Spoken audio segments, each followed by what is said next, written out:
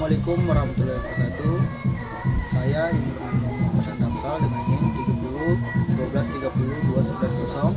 Di sini saya akan memenuhi tugas akhir semester, yaitu resume tentang struktur data dan algoritma.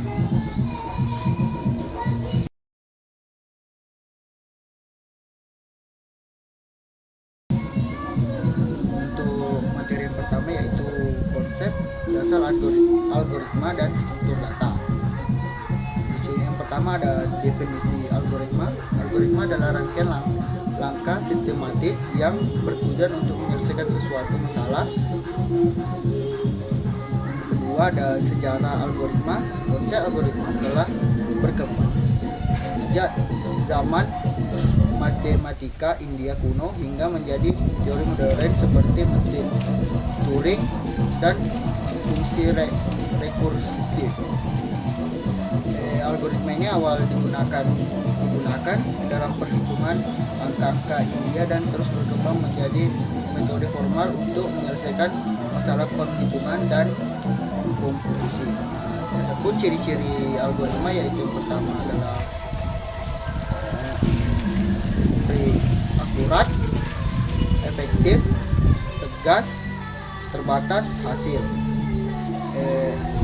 Lalu ada struktur data dan lalu ada struktur dasar algoritma. Ada algoritma dibangun struktur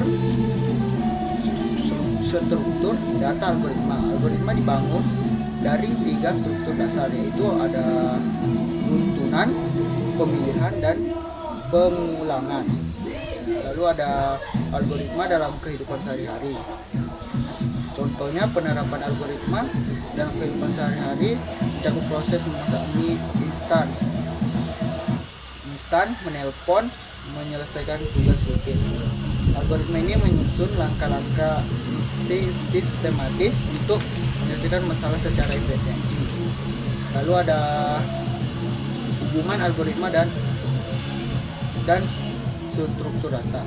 Algoritma membutuhkan struktur data untuk menyimpan data dan mengelola data. Misalnya algoritma mencari data memanfaatkan struktur array.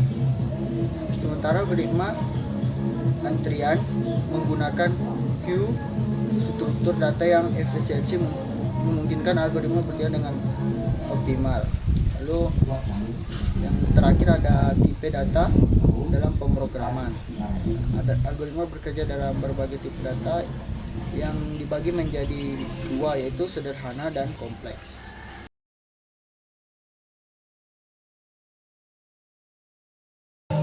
Untuk materi yang kedua yaitu ada IPO, deskriptif, flowchart, dan base.coach. Yang pertama itu konsep IPO. Konsep IPO-nya adalah model yang membagi sistem menjadi 3 bagian, yaitu input, proses, dan output. Input data, informasi atau sumber daya yang dimasukkan ke dalam sistem untuk diproses lebih lanjut. Contohnya pengguna memasukkan nilai melalui keyboard. Yang kedua ada proses. Proses ini mengelola input menjadi output menggunakan langkah-langkah logis tertentu. Contohnya menghitung penjumlahan dan angka. Yang ketiga ada output. Output itu adalah hasil dari proses yang telah dilakukan seperti laporan, informasi atau produk. Contohnya itu tampilan hasil perjumlahan dari layar monitor. Nah, adapun yang kedua itu ada deskriptif. Deskriptif ini pendekatan deskriptif. Nah, deskriptif ini adalah metode penjelasan algoritma menggunakan narasi bahasa manusia yang sederhana. Contoh deskriptif untuk menghitung luas persegi panjang. Pertama, pengguna memasukkan panjang dan lebar persegi panjang, kemudian sistem menghitung luas dan mengalihkan panjang dan lebar tersebut. Terakhir, hasil luas ditampilkan kepada pengguna. Lalu ada flowchart.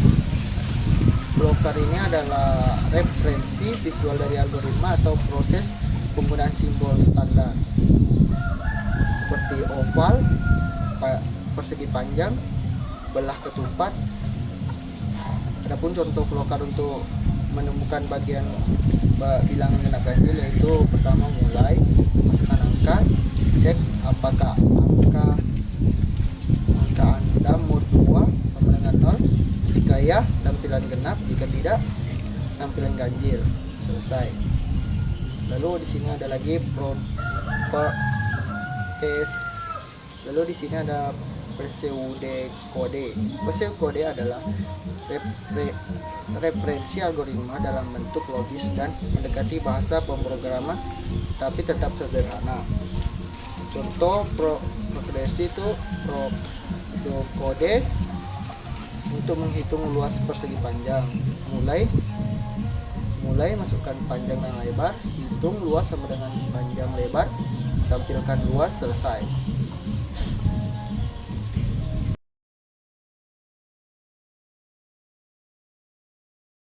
Nah, sekarang adalah materi yang ketiga adalah tipe data, variabel, dan operator. Tipe data menentukan cara komputer menyimpan. Nah, sekarang kita beralih ke materi ketiga yaitu tipe data, variabel, dan operator. Pertama itu ada tipe data. Tipe data menentukan cara komputer menyimpan, memanipulasi, dan menginterpretasi data. Adapun jenis data dalam pemrograman meliputi yang pertama ada primitif, non primitif, abstrak, buat dan pengguna khusus. Lalu yang kedua ada variabel. Variabel adalah tempat menyimpan data sementara yang memiliki nama dan tipe data tertentu. Variabel ini dikelompokkan menjadi 3 jenis yaitu lokal variabel, instansi variabel, statis variabel. Yang ketiga ada operator. Operator adalah simbol yang digunakan untuk melakukan operasi terhadap nilai dalam pemrograman. Jenis operator meliputi penguasaan, aritmatika, relasional, logika, bitwise, ternary, instance flow.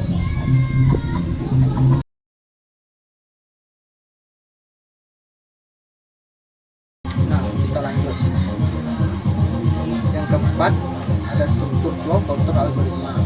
Nah, struktur dan alur kontrol program. Struktur flow kontrol adalah metode pengaturan eksekusi perintah dalam pemrograman. Dalam pemrograman Tomcat terdiri ada 3 jenis utama yaitu sekuensial, percabangan, penulangan. Lalu ada struktur kontrol sekuensial. Struktur ini mengatur pemrograman agar berjalan secara beruntun, langkah demi langkah dari atas ke bawah. Setiap baris kode didiskusikan secara sistematis. Contoh sederhananya adalah pemrograman untuk menghitung luas persegi panjang. Yang terlibat adalah deklarasi variabel, input nilai panjang dan lebar, perhitungan luas, output hasil perhitungan. Ya, lalu ada struktur kontrol percabangan. Struktur ini memungkinkan program memilih jalur eksekusi berdasarkan kondisi tertentu. Terdapat beberapa jenis percabangannya yaitu IF sederhana, IFLC, IFLC dengan blok, switch. Lalu ada struktur kontrol perulangan. Struktur ini digunakan untuk mengulang blok instruksi berdasarkan kondisi tertentu. Ada 3 jenis utama perulangan, ada while, do while, for.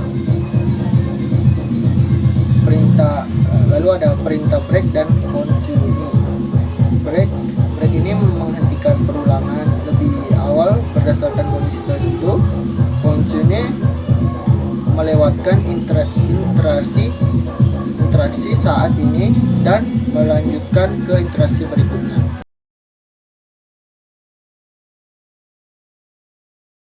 Saya akan melanjutkan lagi untuk materi yang kelima, yaitu array dan record. Di dalamnya ada pengertian data, keperluan struktur data. Struktur data adalah metode untuk mengorganisasikan, mengolah dan menyimpan data agar dapat diakses secara diakses serta dimodifikasi dengan efisien. Beberapa keperluannya adalah efisiensi penyimpanan, kemudahan akses, pengolahan data kompleks, dan meningkatkan performa algoritma.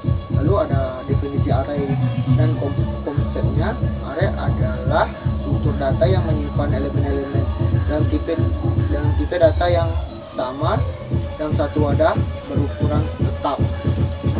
Itu pertama ada indeks, ukuran tetap, akses acak, tipe data seragam. Penggunaan array dalam lalu ada penggunaan array dalam bahasa pemrograman. Array adalah struktur data universal yang digunakan hampir di semua bahasa pemrograman. Contoh implementasi yaitu C++, Python, Java. Itu ada array multidimensi. Array multidimensi ini menyimpan data dalam lebih dari satu dimensi. Contohnya array satu dimensi, array dua dimensi, array multidimensi. Lalu ada tipe data berbentuk record. Record adalah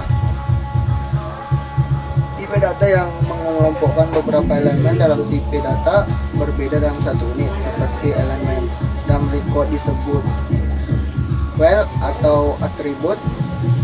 Implementasi record dibagi di berbagai bahasa, yaitu Pascal, C++, Python.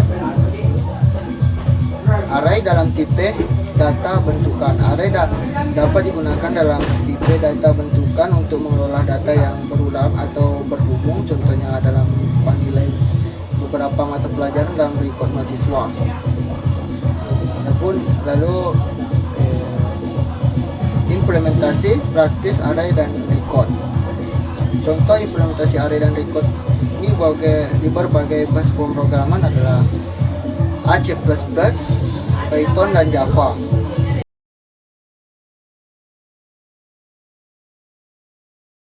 Nah, kita lanjut lagi. Itu ada materi yang keenam, yaitu eksplorasi array dan fungsi.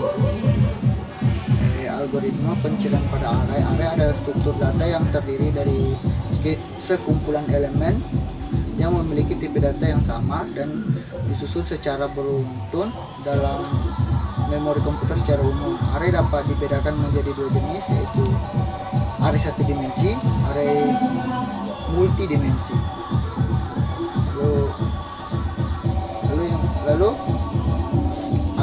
Lalu algoritma pencarian linear dan pencarian linear. Algoritma pencarian linear adalah metode pencarian memeriksa setiap elemen array satu persatu dalam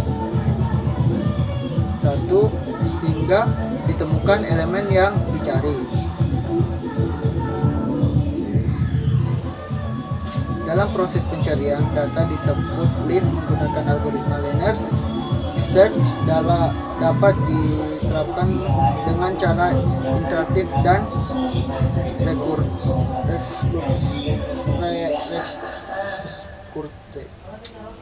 Algoritma pencarian biner. Pencarian biner adalah metode pencarian yang lebih efisiensi dibanding pencarian linear. Algoritma ini hanya diterapkan pada array yang sudah terurut. Ada konsep dasar fungsi. Fungsi adalah sekumpulan instruksi yang dirancang untuk melakukan tugas tertentu.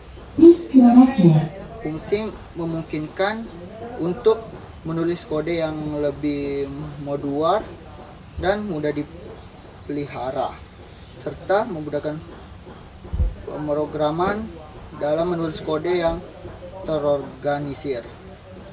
Lalu, penerapan fungsi bagaimana parameter fungsi diproses.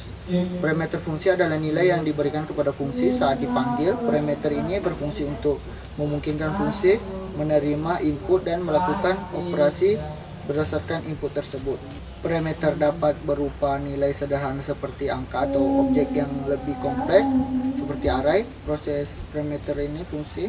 Ketika fungsi dipanggil, nilai yang diberikan untuk parameter disalin ke dalam variabel lokal dalam fungsi. Lalu fungsi kemudian memproses parameter tersebut sesuai dengan logika yang ditentukan.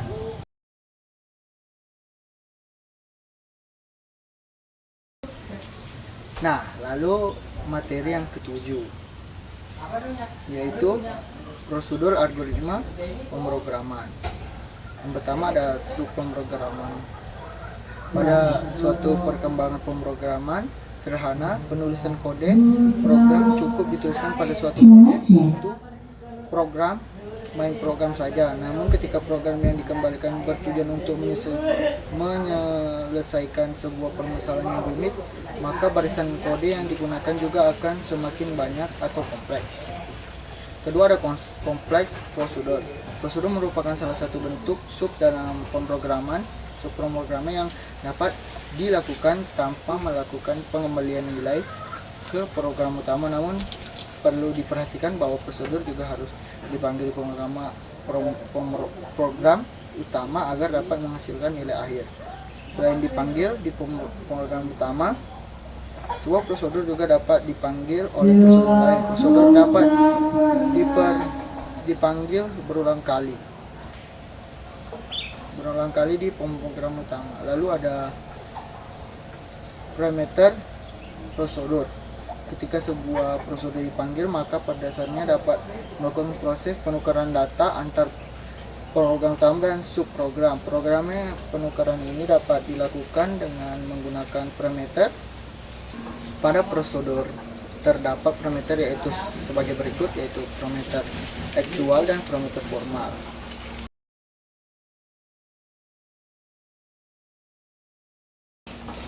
Nah, ini materi yang terakhir, yaitu sharing and sorting. Sharing yaitu pencarian. Sharing adalah metode untuk menemukan data tertentu dalam kumpulan elemen. Ada beberapa jenis sharing, yaitu linear share, binary share, harsing. Lalu di sini ada sorting, Lalu di sini ada sorting atau pengurutan. Sorting adalah proses pengatur data. Lalu di sini ada sorting atau pengurutan. Sorting adalah proses pengatur elemen data dalam urutan tertentu, baik cascading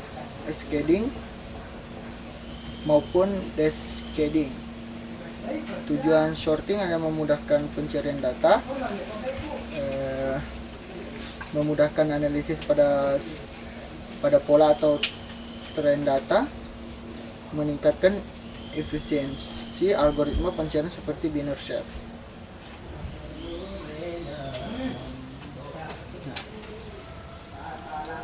Adapun keuntungan sorting adalah mempermudah pencarian data, meningkatkan efisiensi algoritma lain yang membentuk data terurut, memudahkan memodulasi data dalam basis data dan proses berbisnis lainnya. Ya, itulah.